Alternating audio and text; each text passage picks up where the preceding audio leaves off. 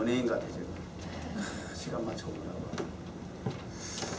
저도 좀 숨을 좀 돌려야 될 것 같아요. 동영상을 봅시다 먼저.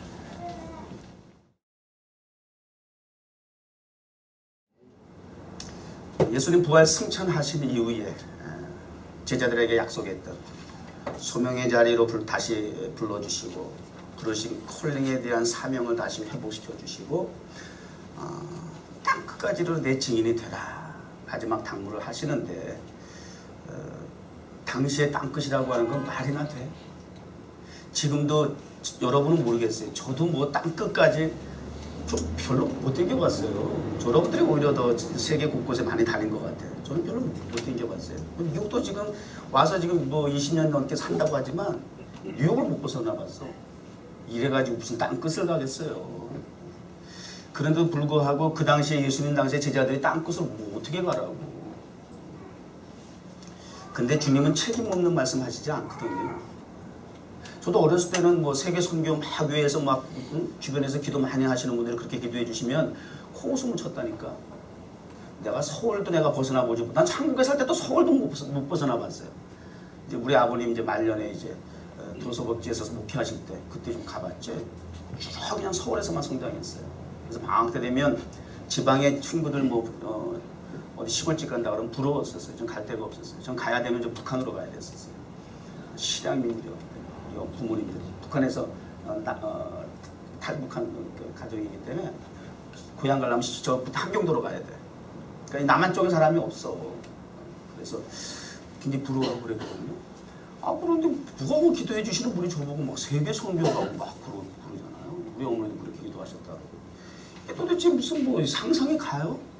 이거 비행기 특권층만 타는 거였어요. 제가 60년대 그 기도 받고 막 할 때는 70년대 초까지 비행기 상상도 못했어요. 주님이 이렇게 대책 없는 말씀을 그렇게 하실까? 책임도 지시지 못할 말씀을. 그런 생각이 들잖아요. 지금 우리 뉴욕 정원교회 목표도 그렇잖아요. 이거 도대체 우리 스스로 존재를 놓고 볼 때에는 이게 정말 가당치도 않잖아요. 누가 보더라도 정말 가소로운 거 아닙니까? 책임이란 말. 그래서 그게 굉장히 중요한 거예요. 부르시고 사명을 주셨다. 그리고 무조건 밀어내는 것이 아니라 그 일을 감당할 수 있도록 능력도 길도 하나님이 책임을 주시고 열어주신다. 이런 부분. 요걸 놓치죠. 그게 그 약속을 그 하나님의 그러한 책임지실 부분들에 대해서 나의 형편과 사정과 주변 여건과 환경은 임파서블한 미션이지만 그러나 말씀하시고 약속하셨을 때에는 그 약속하신 하나님은 전능하신 분이기 때문에 그 모든 것 위에 계시는 분이시기 때문에 환경을 보지 않고 나를 보지 않고 하나님을 보고 하나님을 신뢰하고 의지하는 그게 믿음이 되는 거예요. 그게 가능케 한다는 거예요. 할 수 있거든요. 뭐야. 믿는 자에게 능치보담이 없어. 이런 유? 기도 외에는 없어. 믿음, 기도 가르쳐 주셨거든요. 너희가 믿음만 있으면 내가 행하는 것보다 더 큰 일 너희들 행할 수 있어. 이게 믿음의 능력이야. 단순히 추상적으로, 이성적으로, 이론적으로, 지식적으로, 날래주로 아는 정도의 그리고 네가 생각하고 네가 경험했던 수준의 믿음의 역사를 생각하지 마. 믿음은 훨씬 초월적이야. 이런 거거든요. 그래서 주님께서 땅끝까지 이르러 증인이 되라. 예루살렘. 내 가정과 내 주변도 지금 사명 감당 못하면서 이거 땅끝이라 그러니까 말이죠. 이게 뭐 그런데 그렇게 말씀하시면서 주님께서 전제 조건을 달았잖아요. 방법이 있다고 말씀하시잖아요. 성령이 임하면. 딴 게 아니고 오직이야 그것도. 오직 성령이 임하면이라고 제시를 했어요. 그리고 그 성령이 몇 날 못 돼서 올 거야. 너희는 이제부터 기둘려. 기둘리를 그냥 멍 때리지 말고 기둘리는 게 아니야. 언제까지 그러고 탄식하면서 불평불만하면서 기다려라는 것이 아니야. 기다리는 것이 매력은 없지만 짜증나고 힘든 일인 건 분명하지만 언제인지 알 수 없는 그런 상황 속에서 막연하리만큼 기다려야 한다고 하는 것은 대단히 힘든 일인 것이 맞지만 그러나 기도하면서 또 그 기다림을 통해서 하나님 주신 은혜를 누리면서 천국은 저 멀리 있는 것이 아니라 죽어서 가는 하나님의 하늘나라가 아니야. 이 땅에서도 언제든지 어떤 상황에서든지 누구와 더불어 삶을 살아가든지 간에 내 주 예수 모신 것이 그 어디나 하늘나라란다. 가르쳐 주잖아요. 빈들이라 할지라도 거친들이라 할지라도 폭풍 속에서라도 주님이 있으면 천국이 됩니다. 누리라는 거예요. 누리라는 거예요. 죽어서 가는 천국 그러면서 이 땅에서 내가 예수 믿는 것이 왜 이렇게 힘들어 그러고 그냥 쥐어짜고 그냥 짜증내고 그냥 무슨 막 고문 받듯이 그냥 참아야 돼 막 그러면서 막 이게 아니라 애매히 복음 전하다가 매를 맞고 감옥에 처박혔어도 그것도 깊은 감옥에 빛이 하나 들어오지 않는 감옥에 처박혔어도 쇠고랑을 찼어도 하나님을 찬미했던 바울과 실라와 같이. 그게 가능해? 그게 누리는 거야. 그게 기다리면서 기도하면서 찬송하면서 예배하면서 누려지는 은혜예요. 그냥 되는 것이 아니에요. 그 감옥 속에서도 기도하고 찬송하고 예배 드렸더니 기쁨이 오는 거야. 여러분 원리를 착각하면 안 돼요. 내가 은혜가 되고 감동이 되고 기쁘니까 감사하니까 찬송한다고 해서 그 찬송이 나온다고 그렇게 해서 찬송이 나올 수 있으면 할렐루야죠. 물론 그것도 단 범사가 그래야죠. 내 기분과 감정에 따라서 흔들리는 것이 아니라 그러나 내가 힘들고 짜증이 나고 어려운 가운데에서 고난 고통 가운데 있을지라도 때로는 억지로라도 찬송을 하다 보면 기쁨이 생기고 은혜가 생겨. 그게 그래서 자꾸 기도하라는 거예요. 그래서 자꾸 찬송을 하라고 자꾸 예배 자리로 나오라는 거예요. 때로는 억지로라도 오늘 억지로 나왔는데 생각지 못하게 끌려 나왔는데 그런데 오늘 이 자리가 나의 삶을 유턴시키는 결정적인 시간이 될 줄이야. 이런 거 있거든요. 이거 경험자가 아니면 이게 설명이 되겠어요. 근데 우리 그리스도인들은 그런 체험을 위대한 변화의 능력을 이미 우리가 크고 작은 것들을 경험한 바가 있기 때문에 지난 10년 동안 하나님께서 그렇게 인도해 주셨기 때문에 오늘 우리 뉴욕 정원교회가 그다지 달라진 것은 없지만 우리 처치 멤버의 이런 정도의 수준을 가지고 10년을 유지했다. 더군다나 이 맨하탄에서 은혜가 아닐 수 없다는 거죠. 계속 기다려야 돼. 근데 방법은 하나님께서 무기를 주신다는 거예요. 능력을 주시는데 그 능력의 원천은 성령이라는 거예요. 결코 너희도 혼자 스스로 할 수 있는 일은 아니라고 하는 것 주님이 더 잘 아셔요. 하나님 앞에 봉사하고 헌신하는 기도하는 일, 예배드리는 일 우리가 의지로 하려면 감정으로 하고 예의로 하려고 그러고 내가 집사니까 내가 교인이니까 이런 어떤 의무감으로 하게 되면 그것도 물론 이성이 있고 인격적인 사람은 그런 의무도 할 줄 알아. 아직 믿음이 없어도 그것도 고상한 것 중에 하나죠. 그러나 그게 오래 못 가. 힘들어요. 영적인 생활이라고 하는 거예요. 그래서 하나님의 성령의 인도함을 받아야 돼요. 하나님의 성령이 나를 컨트롤 해주고 사로잡아 주시고 나를 인도해 주셔야 더 프레이어 조금 전에 기도한 것처럼 여기 누구야 안드레아 볼첼리 이분은 그 선천적 녹내장이었어요. 그다가 이제 시력을 완전히 잃어버렸어요. 인물은 참 좋은데 남자 말이야. 원래 이 곡을 더 프레이어를 셀린 디옹하고 자주 불렀었어요. 그걸 올릴까 하다가 화질이 별로 안 좋더라고요. 이게 나더라고요. 여자 내가 누군지 모르겠어요. 근데 잘하네. 어쨌든 안드레아 볼첼리는 유명한 사람입니다. 선천적 녹내장을 통해서 시력을 어렸을 때 잃었어요. 그리고 이제 그 프레이어 그 가사 내용 또 가사가 마침 또 이렇게 자막이 쭉 나오네. 그러니까 이탈리아로 막 부르거든 이게 원어로. 그래서 그냥 몰라. 듣기는 무지하게 많이 들었어, 그죠? 오늘 가사 자막이 딱 띄워주니까 좋네요. 참 좋구나. 근데 그래도 이 안드레아 볼첼리는 더 의미 있게 불렀을 만한 그런 가사였어요. 기도해야 한다라고 하는 거죠. 왜 하는지를 우리가 알아야 한다고 하는 거죠. 성령님이 임하셔야 돼요. 성령을 하나님 주님께서 약속하셨다는 거예요. 몇 날이 못 돼서 올 테니까 떠나지 말고 기다려라, 기도해라, 준비해라 이거예요.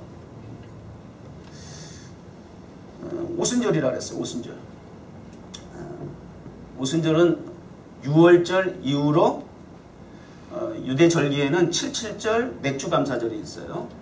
그러니까 6월절은 출애굽을 했던 기념하는 날이잖아요. 이스라엘 백성을 출애굽했던 날을 기념하는데 그 시점으로부터 안식일을 7번, 그러면 77이 49.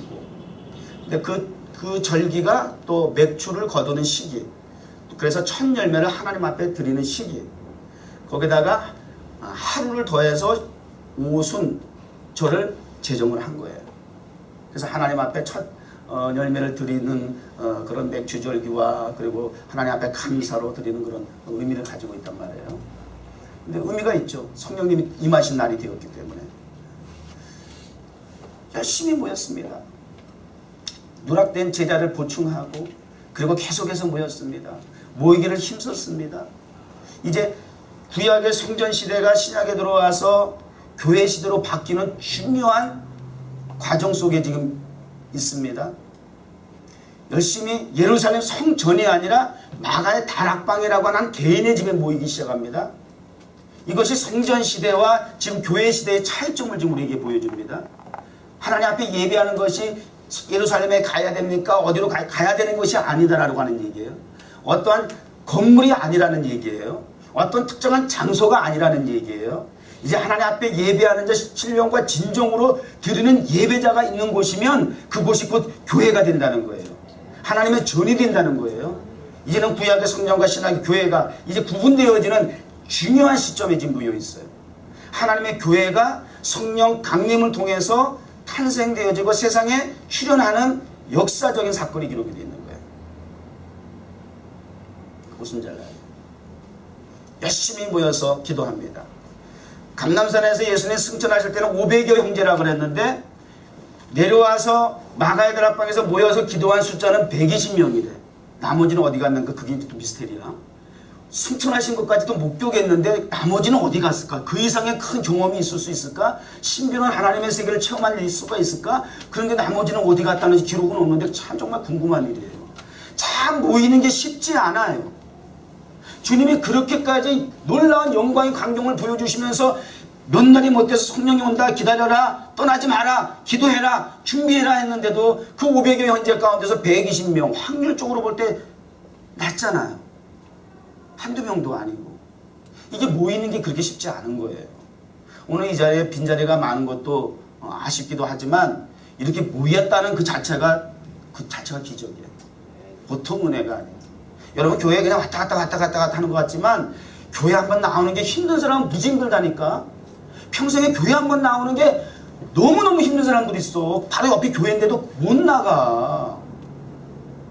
주변에 예수 믿는 사람 많아도 교회 한번 들어가는 게 그렇게 쉽지 않다니까요. 교회 들어오는 거 진짜 그 자체가 은혜예요. 이게 놀라운 일이에요. 이게요. 이게 모일 수 있다는 거. 마지막 때가 가까울수록 모이기에 힘쓰라 그랬어요. 모여야 할 이유. 예배 드리는 곳이죠. 기도하는 곳이어야죠. 우리 뉴욕정원교회는 자랑할 것이 있다면 다른 일반적인 기준에서 자랑할 것은 없지만 우리 뉴욕정원교회 10년 전 교회 개척하면서부터 지금까지 모이기에 힘쓰는 교회. 정해진 예배 시간만이 아니라 날마다 오픈하면서부터 저도 매일 살았어요. 교회에서 새벽부터 출근해가 새벽기도 했었어요. 처음에 기성교회에서 하던 그 몸에 밴 그게 있잖아, 목회. 그래서 새벽기도 했었어요. 오랫동안. 뭐 상관없지 뭐. 새벽에 제일 조용한데 직장 출근하는 분들이 좀 와서 좀 같이 예배드리고 여기서 모닝커피 하시고 이제 출근하고 이런 일들도 이제 있기 시작했고, 그러다가 이제 여기는 우리 청년들이 아무리 교인이 되면서부터 이제 여기 문화가 이제 밤문화잖아요. 여기가 새벽 문화는 아니잖아. 그 밤문화에 맞게 교회가 그렇게 좀 구조를 좀 바꿀 필요는 있다 해서 이제 밤기도회로 전환한 거예요. 될 수 있으면 여러분들이 새벽보다 밤이 낫다고 생각한 거야, 청년들은. 그렇죠? 그리고 저도 체질적으로 밤이 좋아. 새벽에 진짜 쉽지가 않아. 밤에 하니까 오히려 낫더라고. 근데 알고 보니까 밤이 더 어려운 거야. 새벽은 일어나는 그 순간이 힘들지 하루에 시간을 잘 그걸 근데 이 저녁에 밤 9시는 골든 타임이야. 약속하고 저녁 먹어야 되고 사람들 만나야 되고 골든 타임이더라고. 그래서 그 텔레비전 뉴스 뉴스도 9시 뉴스 하는 게 그 골든 타임이기 때문에 그런 거야. 군인들도 9 뉴스 보고 그다음에 취침 청구 받아요. 그걸 꼭 봤어요. 제가 군대 했을 때는 전두환 대통령 시절이었어요. 군사정권. 그래서 우리가 우스갯소리로 9시만 되면 뉴스 시작하면 앵커가 뭐 어떻게 시작하냐면 전두환 대통령 각하께서는 이렇게 시작해요. 전두환 대통령 각하께서는 전두환 각하께서는 이렇게 시작해. 띠띠띠 땡 하면 전두환 각하께서 이렇게 시작해. 첫 앵커 말이 항상 그 시간에는. 그래서 일명 땡전 뉴스를 했었어요. 그거 보고 그 다음에 취침 정보했어요. 의무적으로 봐야 돼. 그 각하의 소식을 들어야 돼.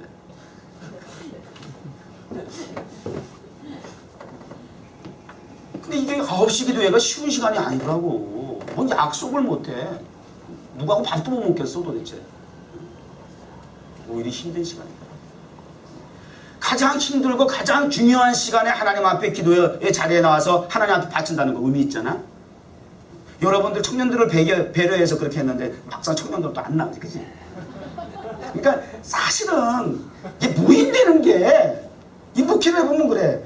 그 사람들의 그 비유의 그 형편에 맞춰서 하려면 끝이 없어. 사실은 그게 중요한 게 아니더라도. 새벽에 하면 새벽에 나온 사람 나오고 밤에 하면 밤에 나온 사람 밤에 나오고 피곤해서 그냥 막 힘들어도 나온 사람 나와. 안 나온 사람 새벽에도 안 나오고 그다음에 뭐 예배 시간을 조금 늦춰줬어요. 너무 일러요. 그래서 한 30분 늦춰주지. 역시 늦어 그 사람. 절대 사람의 비유 그거 맞춰서 기호 맞춰서 목회 이거 하나님의 일하는 거 아니더라고. 무조건 그냥 하나님의 말씀을 근거로 해가지고 그냥 성령 인도하는 대로 그냥 밀고 나가야지. 이 사람 비유 맞추고 저 사람 이거 목회 안 돼. 중요한 건 하여튼 우리 마음가짐이 우리 믿음의 자세예요. 모이게 힘쓰는 교회였어 우리 뉴욕 종업교회. 하루 종일 여기 버글 그랬어. 초창기 때 더 많이 여기 사람들이 매일매일 그때 교인이 없었는데 하나님이 그렇게 사람들을 보내주셨어. 방문자들 그렇게 보내주셨어. 재밌었어 정말. 그래가지고 별 다양한 사람 다 이 공간에서 만났어. 우리 역사의 증은 우리 혜원 집사야. 내가 여기 딱 보니까 그 초창기 때 우리 설립 예배도 1년 후에 드렸어요. 멤버가 없으니까. 그래서 멤버를 좀 구성하고 1년 후에 드렸어요. 그러니까 그 설립 예배 드리기 전까지의 그 히스토리를 여기서는 내가 볼 때 혜원 집사밖에 몰라요. 그지? 사람이 없을 때 그냥 저녁에 기도하더라도 내 뒤에 군대 뒤에 붙어 앉아가지고 촥 기도할 줄 모르니까 목사님 기도하는 거 듣기라도 하려고 또 따라서라도 해볼까 해서 그래서 뒤에 앉아가지고 그렇게 기도할 줄 알고 앉아있는 게 아니야. 그냥 앉아있는 거야. 내가 보면 참 정말 딱히 어떨 때는 그래도 그냥 앉아있는 거야. 자리를 꼭 지키는 거야. 이러고 시작한 거예요. 신앙생활. 근데 10년이 지나 가족이 이제 가정도 이루고 집사님 부부가 되시고 말이죠. 그러기까지는 그때 기도했었어요. 그때 이렇게 기도했어요. 정말 옛날 생각 난다 그러죠. 옛날 생각 나가지고는 안 돼 기도죠. 우리 은혜 생활이 현재가 그렇게 돼야 돼. 그래서 우리 뉴욕 종합교 장점과 감사가 항상 오픈되어 있고 카페를 통해서 사람들이 항상 출입하고 항상 또 우리 교인들 우선 우리 교인들이 모이니까 좋잖아요. 항상 냉장고에 밑반찬 있고 밥솥에 밥 해놓고 항상 그랬었어. 그렇지? 그때는 또 그냥 요 주변에 있는 직장인들 뭐 애기 엄마들이 그렇게 여기 한 놀이터였어. 막 와서 그냥 냉장고에 막 지를 채워주고 가고 막 그랬었어요. 먹을 거 간식 같은 거 막 갖다 주고 초창기 때가 더 잘 먹었어. 진짜 막 항상 냉장고안이 풍성하고 말이야. 그러니까 누구나 공부 끝나고 오면 여기 와서 밥도 먹고 여기서 인터넷도 하고 여기서 친구와 놀기도 하고 나 이거요 매일 틀었었어요. 이거요 사실 초창기 때 매일 이거 틀어놨었어요. 아침 툭 출근하면 이것도 틀어놨었어요. 쫙 계속 하루 종일 전기값 나가는 거 보고 말이야. 가마값도 무지하게 비싸더라고. 근데 내가 너무 좋아. 내가 완전 취했었어요. 그냥 이거 보는 재미에 그냥. 그리고 상상의 나라를 막 핀 거야. 앞으로 이런 목회 한다고 말이죠. 이런 무대를 이제 세우고 할 거라고 말이죠. 그게 10년이 지났네. 그리고 그냥 꿈을 키우면서 환상을 가지고 막 출발한 게 10년이 된 거야. 글쎄. 더 이상 어떻게 기다려? 어떻게 기다려? 더 이상. 저라고 갈등이 없겠어요?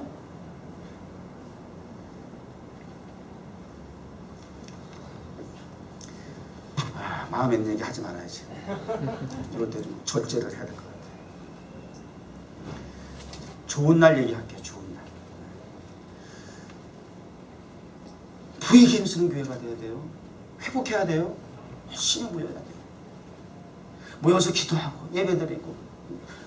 우리 교인들이 없을 때는 정해진 예배 시간이 없었어요. 그래가지고 직장인들이 오고 뭐 지나가는 방문자가 들어오면은 시간 맞춰서 들어오는 게 아니고 아무 때나 막 들어오니까 그럼 나는 여기 항상 대기하고 있다가 들어오는 대로 나는 맞춤식 예배 드려준 거 아세요? 맞춤식 예배 드려줬다니까. 예배 시간 우리 교회 정해져 있지 않아요. 아니 정해져 있어도 신경 쓰지 마세요. 언제든지 시간 나면 오세요. 제가 항상 있을 때 오시면 제가 항상 예배 드려줍니다. 그리고 혼자 앉혀놓고 성경 공부시키고 기도해주고 뭐 예배가 뭐요? 우리 지금 이렇게 드리는 게 예배입니까?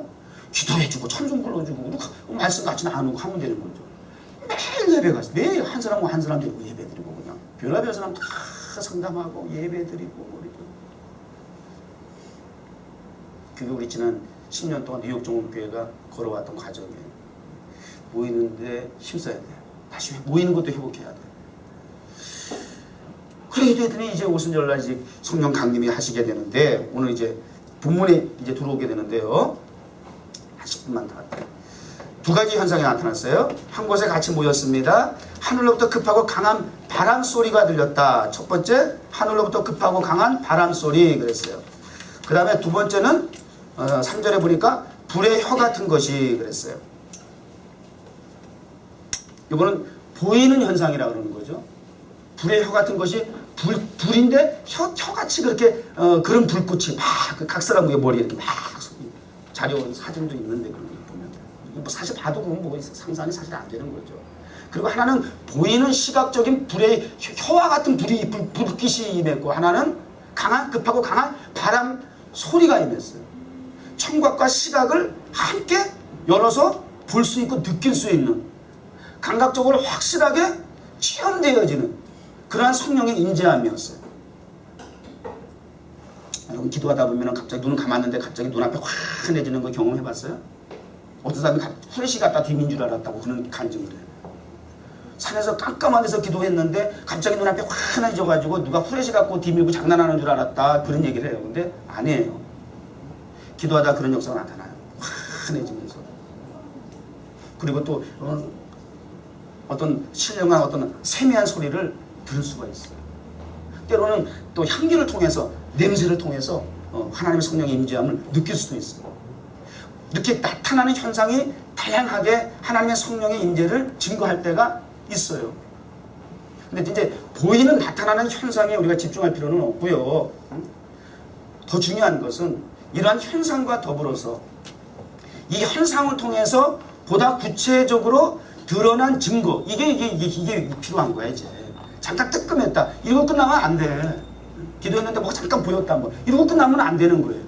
이렇게 하나님의 성령의 인재하심을 통해서 내게 경험이 되어졌을 때에 하나님이 원하시는 목적이 무엇인가, 왜 이와 같은 현상을 하나님의 성령의 인재를 이러한 환경을 통해서 현상을 통해서 나타내 주셨을까, 거기에 대한 구체적인 증거가 나타나야 되고 표상이 나타나야 된다는 거예요. 그랬을 때 이때에 나타난 표상은 방언이라는 거죠. 방언이 나타난 것입니다. 방언은 크게 두 가지로 나눈잖아요. 하나는 천상방언이라고 그래가지고 사람이 알아들을 수 없는 하나님과의 교제 속에서 이루어지는 우리가 알아듣지 못하는 그 방언의 기도가 있어요. 그걸 우리가 구분을 굳이 한다면 천상방언 이렇게 얘기를 한다고 말해요. 하나님과의 교통할 때 쓰는. 그래서 이 기도는 남이 알아듣지 못해. 근데 본인이 기도할 때는 굉장히 기도가 편해. 내가 인간 머리로 짜내고 입으로 생각해서 막 쥐어짜서 기도하려니까 그게 힘든데, 이 방언 기도는 내 의지보다는 이 속에서 그냥 샘솟는 물이 터져나오는 것처럼 성령께서 내 마음과 생각과 입을 막 주장해 줄 거예요. 그냥. 그래서 막 나와. 그러니까 밤새도록 할 수 있어요. 그 성령이 인도해 주시면. 그러니까 한 시간 가는 줄 모르고 계속 할 수가 있어요. 그리고 힘도 안 들어. 내가 하는 게 아니라 이 속에서 영이 주장해 주시는 거니까. 남들이 들을 때는 뭐 알아듣지 못하니까 뭐라 그러다 하지만 본인한테는 유익한 부분이 있어요. 거기까지는 방언을 인정하지 않는 사람도 그럴 수 있다라고 가정을 해요. 근데 이 두 번째 오늘 본문에 나온 이 방언에 대해서는 방언을 인정하는 사람조차도 의심을 하고 받아들이려고 하지 않는 부분이 이 본문에 나온 방언이에요. 여기 성경에는 뭐라고 되어 있어요? 난 곧 방언이래요. 이 방언, 사람이 알아듣는 방언을 난 곧 방언이라는 거예요. 왜냐하면 그들이 방언을 통해서 입을 열어 말하게 될 때에 각 나라에서부터 대충 이거 씌워보면 한 16개국 정도? 그 나라에서부터 태어난 사람들, 디아스포라로 흩어져 가지고 그 지역의 2세 같은 2세, 3세 이런 사람들이 모인 거예요. 웃음질라. 이런 사람이 모였다가 자기 나라 말로 난 곳이란 말이야. 태어난 곳. 그냥 1.5세가 아니야. 그냥 거기서 태어난 상태에서 언어를 배운 사람을 얘기하는 거예요. 그런 사람들의 귀에 그 자기가 난 곳의 지역의 언어로 알아들었다 이 얘기거든요. 그래서 난곳 방언이요. 성경 있는 그대로 난곳 방언 그래요. 그러니까 천상 방언, 지상 방언 이렇게 좀 구분을 두 가지로 할 수가 있는 사람이 알아들을 수 있는 방언.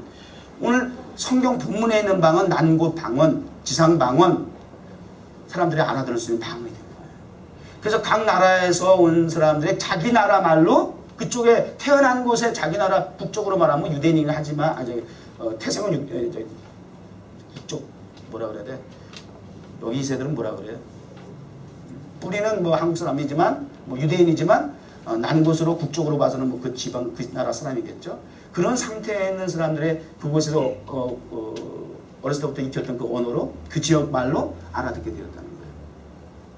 그래서 이 부분에 대해서는 굉장히 신학자들도 의견이 분분해요. 그래서 이 어떤 유명한 일화가 있어요. 신학교 교수님 한 분이 이름을 잊어버렸는데 그분이 그렇게 늘 방언은 없다 말이야. 그 시대에 잠깐 나타난 현상이었고 지금은 방언은 없다 그러고 방언 얘기도 못하게 하고 또 어떤 목사는 강단에서 방언 같은 거 하지 말라고 말이죠. 그런 거 없다고 말이죠. 막 그러고 방언 막 그냥 막 그리고 강단에서 막 나도 할 수 있어요. 그러면서 막 이런 식으로 해가지고 막 너무 깜짝 놀란 거야. 목사님 강단에 저래도 되나 싶을 정도로.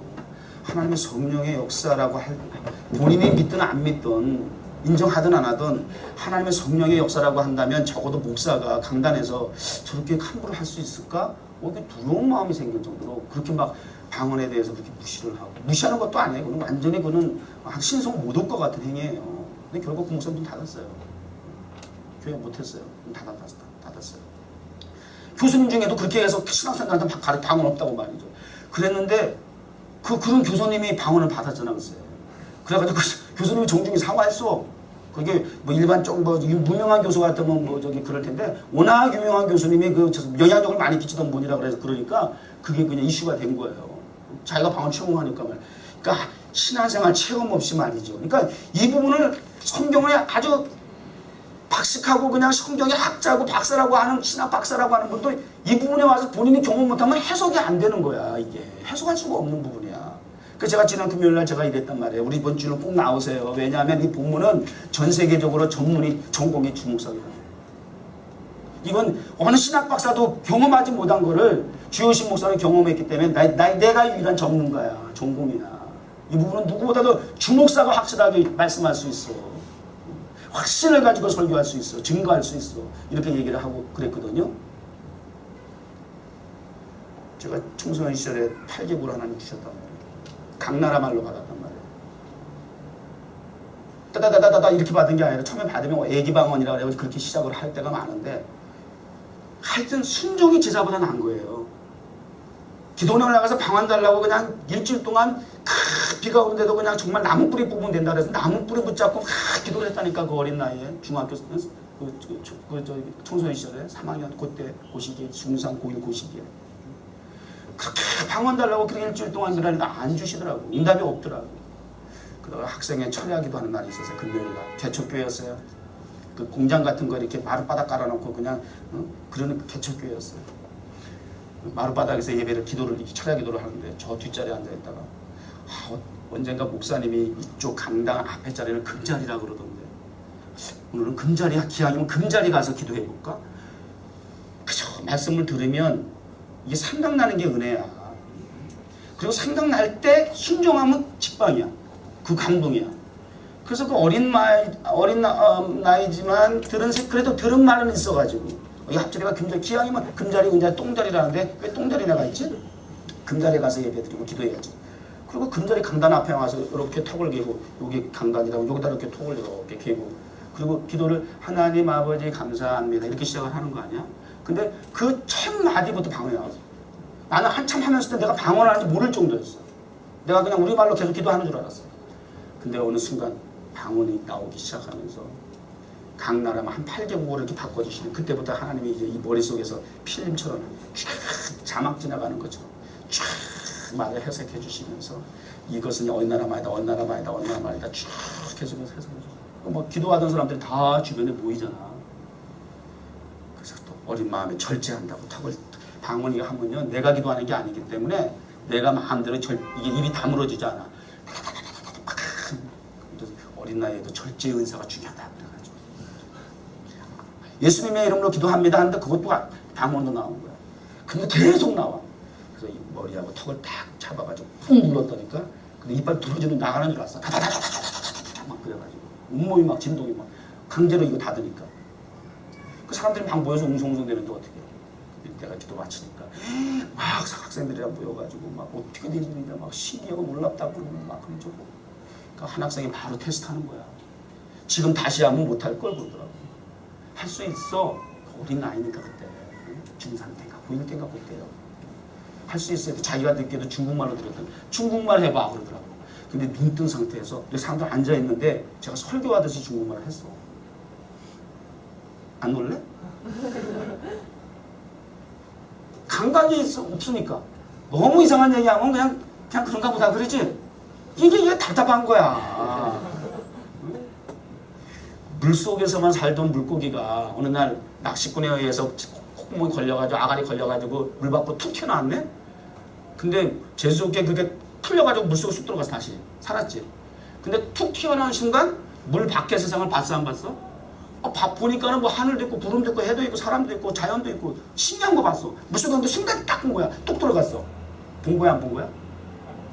그 세계가 있는 거야 없는 거야? 근데 그 세계를 다른 친구 물고기들한테 막 전해. 나 봤어 그러면 그 친구들이 알아 뭐 이해해 안 해? 평생 조상 쪽부터 그런 얘기 들어본 적이 없어. 이 하나님의 은혜, 하늘나라의 은혜의 세계를 얘기한다는 것이 그렇게 신비로운 거야 사실은. 그러니까 기독교는 체험하지 않으면 안 돼. 내가 경험되어져야 돼. 위대한 변화의 능력을 경험하지 않은 이야기가 그런 얘기예요. 10년 내가 열심히 다녔습니다. 열심히 10년을 다녔는데 도대체가 뭐가 뭔지를 모르고 지금까지 10년 동안 학교 출석하듯이 다니는, 직장 출석도 다니듯이 직장 다니듯이 그렇게 교회에 와서 그냥 멤버의 한 구성원으로서 이러고 다니는 그게 보통 힘든 일이냐고.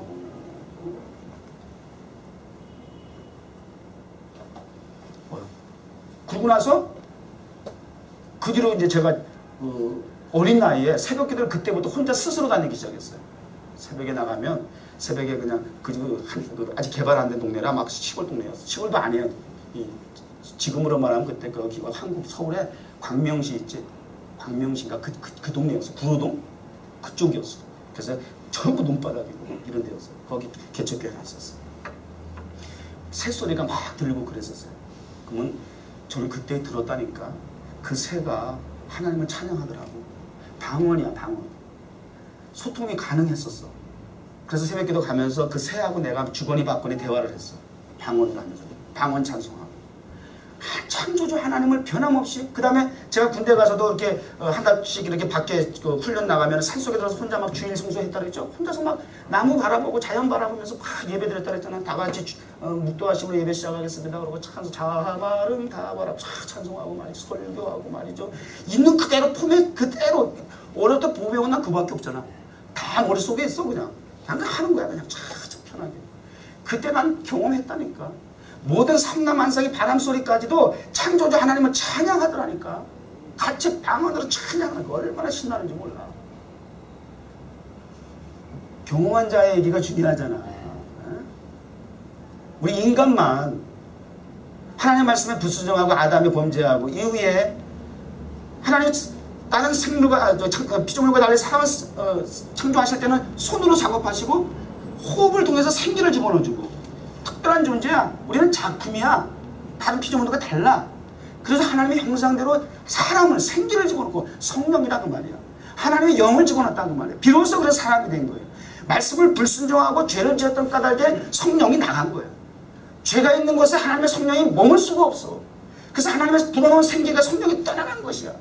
그것을 회복해야 한다는 것이죠. 우리 뉴욕 정원께서 창세기 1장 2장 사탄이 역사하지 않았던 죄가 없던 전장, 계시록 22장 22장 처음 2장과 마지막 2장, 사탄이 없는 새하늘과 새 땅, 처음 창조된 에덴 동산, 그 땅을 회복하자는 거야. 영종교회가. 하나님 가장 보시기에 심히 좋았던 그 세상. 그 인간에 대한, 그래야 비로소 사람이야. 생명이 떠나고 성령이 떠나면 사람이 아니라고요. 그래서 성경은 예수님께서 하신 말씀이 죽은 자로 하여금 장사 지내고 주님을 따라가겠습니다. 야 관도가, 야 그 무슨 소리야. 생명이 성령이 없으면 다 죽은 자 이렇게 얘기하잖아. 죽은 자로 하여금 죽은 자를 장사 지내게 넌 날 따라와라 이렇게 얘기하는 거예요. 사람이 아니야. 살아있다고 얘기할 수 없어요. 사대교와 같이 살아있는 것 같으나 죽은 자인가 이렇게 되는 거예요. 생기가 들어와야 돼. 성령이 들어와야 돼. 그래 회복이 되는 거예요. 하나님의 제자도 이제는 생기를 회복하고 성령을 받아야 이제는 그 소명과 사명을 감당할 수 있는 능력이 주어지는 거예요. 비로소 하나님의 성령의 컨트롤을, 말씀을 떠났던 아담과 하와 이후에 모든 인류들이 홍수로도 심판을 해보았고 또 그 이후로도 모여가지고 우리가 다시는 신을 통해서 심판받는 거 면해야 되니까 힘을 모아야 돼. 그리고 막 바벨탑을 쌓으니까 언어를 그때 혼잡하게 하고, 우리가 언어 영어 배우느라고 굉장히 고생 많잖아. 그죠? 투자도 많이 하잖아. 한국에서부터. 원망을 그때 해야 돼. 바벨탑 쌓기만 없어서는 괜찮았어. 그 새끼들이 그 병신들이 그렇게 그때부터 시작이 된 거야. 이게 언어가 혼잡이 돼가지고 아주 원망을 해야 돼. 그때부터 내려가야 돼. 이렇게 영어 배우느라고 얼마나 고생을 하고 막 투자들어 하면서 거두고 놓고만 어쩜 그렇게 힘든지 말이죠. 달라가지고. 근데 이거 회복하는 거 가능하다는 얘기를 하는 거죠. 가능하다는 거야. 그게 회복이 된 역사가 사도행전 2장이란 말이에요. 바벨탑 사건을 통해 언어가 혼잡이 된 것이 사도행전 2장을 통해서 하나님의 생명이 생기가 들어가서 하나님의 사람으로 회복이 되니까 하나님의 언어가 저는요, 그래서 전에도 제가 간증을 했었습니다만 타임스퀘어 광장에서 우리가 강나라 사람이 모이는데 우리가 한국말로 뭐 찬양하고 기도하고 이렇게 막 제가 설교까지 했잖아요. 이게 가능할까? 이게 너무 좀 이게 아닌 것 같아요. 아닌 것 같잖아요. 우리 자꾸 신앙생활의 믿음이라는 것은 우리 이성하고 자꾸 부딪혀. 이성하고. 자꾸 그게 내 경험이, 내 이성이, 내가 보이는 것이 이게 자꾸 부딪히는 거야. 그러니까 그게 방해가 되는 거죠. 이걸 초월해야 돼. 이걸 극복해야 돼. 그래서 하나님 앞에 기도했잖아요. 근데 궁금하면 기도해. 기도하면 하나님 또 답을 주셔요. 하나님 이거 계속 해야 되나요? 아 이게 무슨 일이죠? 이거 뭐 강나라 사람들 다 앉아있는데 뭐 한국말로 얘기한다는 게 효과가 있을까요? 그리고 이제 고민하고 기도하기 시작하니까 하나님이 언어에 대한 신비로운 것을 하나님 저에게 깨닫게 해주잖아요. 하나는 때가 되면 필요하면 청소년 시절 저에게 주셨던 8제국어를 하게 하실 것. 저 하여튼 뭐 죽기 전에 하나님이 쓰시려면 하실 수 있는 하나의 또 방법일 수도 있겠지만 아니더라도 하나님께서 이걸 나에게 증표로 주시고 이렇게 세계 열방을 향해서 복음을 전해야 한다라고 하는 어떤 목적의식, 목표를 세우게 하는 동기부여, 내 마음속에 어렸을 때 주신 그 꿈과 비전이 될 수 있는 그런 어떤 청사진을 하나님께서 제시해 주는 것으로서도 족할 수 있어요. 근데 하나님께서 이번에 타임스퀘어 광장에서 예배드리면서 그 언어의 신비에 대해서 저에게 이렇게 가르쳐 주셨잖아요. 왜 네가 강나라 말로 해야 하냐 그렇게 얘기하시는 거예요. 네가 왜 강나라 말을 해야 하느냐 그렇게 얘기하더라고요. 하게 하시는 것도 하나님이시지만 그것 때문에 네가 지금 복음을 전하는 것이 예배드리는 것이 전혀 지장이 없다는 것이야. 그래서 하시는 말씀이 하나님은 미국 사람도 교인이 있죠? 일본 사람도 교인이 있죠? 중국 사람도 교인이 있죠? 그러면 하나님이 일일이 미국 사람한테 영어 하시고 중국 사람한테 중국말 하시고 일본 사람한테 일본말 하나님 그러실 것 같아 안 그래? 상식적으로 그러실 것 같아 안 그러실 것 같아? 저도 그때 깨달았어. 나 그렇게 안 한다 그래요. 당신은 옛날 아담아 했던 것처럼 똑같이 말씀하시는 거예요. 하나님의 언어는 항상 똑같아. 언어가 혼잡해져. 바벨탑이라는 자체가 혼잡이거든. 혼잡해지게 된 상태 자체가 죄의 현상이야. 하나님의 역사는 성령의 역사는 항상 하나야. 동일해. 복잡하지 않아. 그 죄의 현상에 하나님이 거기에 영향을 받을 이유가 없어요. 하나님은 창세기 때나 지금이나 하나님은 어느 나라 사람을 통해서 사용하시던지 간에 하나님은 동일한 언어를 쓰신다는 거예요. 그러면 알아듣는 건 다 알아듣는다는 거예요. 할렐루야. 네. 저에게 그걸 깨닫게 해주셨습니다. 너는 그냥 기도해, 그냥 찬송해, 그냥 말씀 전해. 그러면 알아듣게 하는 것은 내 몫이야. 하나님의 성령이 타치하면 되게 돼 있어. 그게 성령의 역사라는 거예요. 이런 설교 누가 하겠어요? 누가 경험하겠어요? 이 현장 속에서 이론이 아니라 실제 현장에서 목회하는 주목사에게 주어진 특권이에요. 이런 설교 감사한 줄 알아 정말. 어디서 이런 설교 들을 거예요 이거. 전 세계적으로 이런 설교 들을 수 없어. 이렇게 설교할 수 있는 분이 없다니까. 40년이 지난 오늘날 이렇게 비로소 그때 하나님 주신 난곳 방언을 타임스퀘어에서 복음 전하는데 하나님 준비하셨다는 거 놀랍지 않으세요? 너무 깜짝 놀라는 거예요. 성령님이 임해있어서 우리를 쓰시는데 왜 우리를 꼭 굳이 쓰셔야 할까? 하나님 당신은 직접 다 하셔도 될 일 아니에요? 하나님 능력 있으신 분이 왜 굳이 우리를 꼭 들어서 쓰시려고 하실까? 뭐 성령 뭐 보내주시고 자식 거 없이 하나님이 직접 간섭하시고 개입하셔서 하시면 되는데 이게 또 퀘스천이고 우리가 정말 감격해야 할 일이에요. 하나님 왜 나를 부르셨지? 왜 나를 쓰시려고 하지? 부담스럽습니까?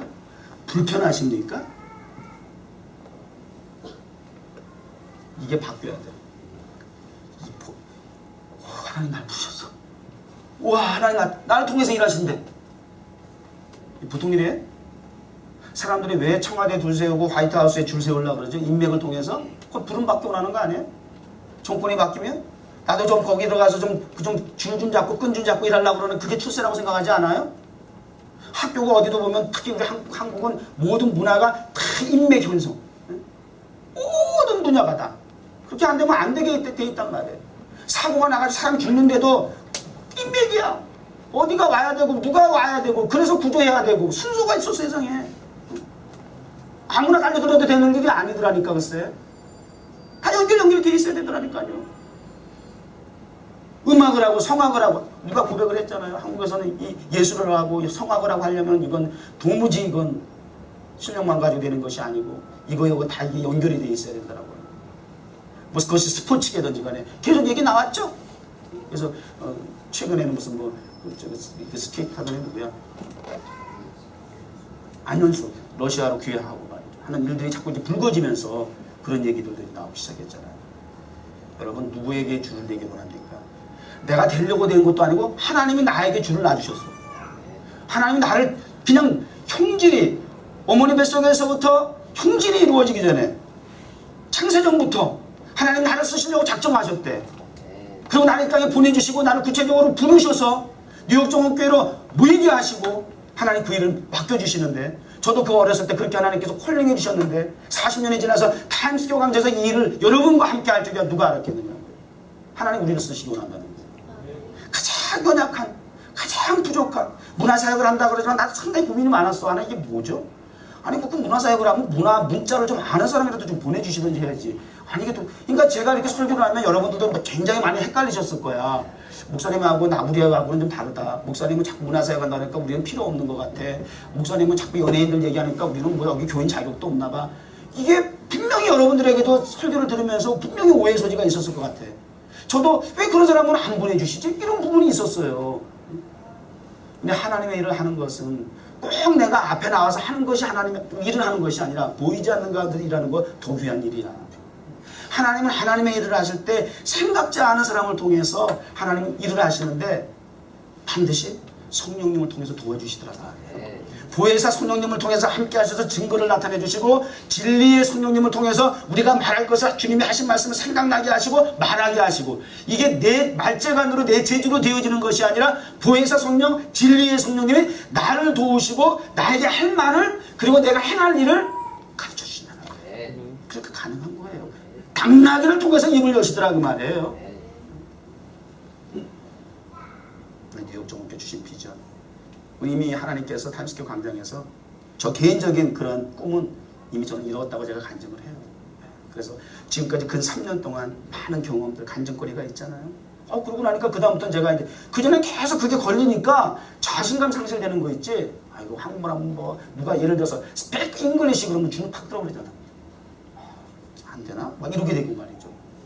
그 고비를 넘겼더니 그럼 고비를 막 넘기고 그 언어에 대한 거에 대해서 하나님 앞에 기도하고 응답을 받고 그 해석이 되니까 그 다음에 뭐 이제 너무 프리하잖아. 자유롭게 나가서 막 담대하게 우리가 한국말로 하든 무슨 뭐 우리 강무사님도 이거 한목사님 영어로 하든지 간에 복음 전하는 데 의미가 있는 거 아니에요. 사람들이 막 은혜 받고 지난주는 또 뭐, 지지난주는 인디안 꼬마들이 와가지고 그렇게 방해를 해가지고 힘들었는데 그걸 또 아신 하나님께서 또 격려해 주시나 지난주에 또 앵콜까지 하라네. 또 앵콜까지 하라고 그냥 막. 그런데 안 민망해서 혼났네. 한 곡 더 불러야 되는데 앵콜도 준비해야 되겠어 이제. 준비된 게 없어가지고 그냥 가니까 좀 쪽발좀하더라고. 막 앵콜 해달라고 막 그러는데 한 곡만 더 해달라고 막 그러는데 여기까지 합시다. 오늘 제가 아주 차 안에서 1시간 반 이상 있다 보니까 정말 막 예배 시간 못 지키니까 막 그냥 숨이 멈추는 것 같아요. 여러분 예배 시간 늦는 거 힘들지 않아? 여러분 어떻게 예배 시간 늦는 거 편하게 와? 그것도 한두 주도 아니고 항상. 나 1년에 한 번씩 이거 사이클 대회 있을 때마다 그냥 아주 스트레스 보통 받는 게 아니야. 막 정말 막 너무 힘들어. 예배 시간 못 지키는 게 막. 근데 당연히 설교는 할 수 있게 하나님은 다 시간을 보내주셨네요. 오늘도 주유식 목사를 강단에 세우셔서 쓰시려는 하나님의 계획이 이루어지셨다라고 하는 것이 은혜예요. 축복이고 하나님의 성령의 능력이고. 그리고 비록 두서없이 지금 막 조급한 마음에 막 그냥 전했지만 그러나 귀 있는 자는 들었는 줄 믿습니다. 내 경험은 아니지만 내가 가장 가까이서 섬기는 교회 목사, 담임 목사를 통해서 주신 그 경험이 우리의 경험이 되게 하옵소서. 기도하고 그 현장에서 함께 우리 그 하나님의 계획한 일들을 누리는 건 함께 누리죠. 받은 건 저지만 누리는 건 같이 누릴 수 있어요. 동참하면 되는 거예요.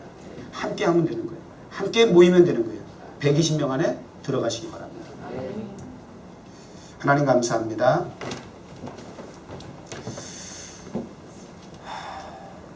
오늘도